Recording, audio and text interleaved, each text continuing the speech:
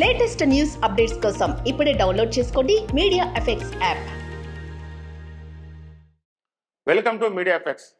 చిన్న సినిమాగా విడుదలై ఘన విజయాన్ని అందుకుంది కాంతార. ఒక రాజు ఉండేవాడంట.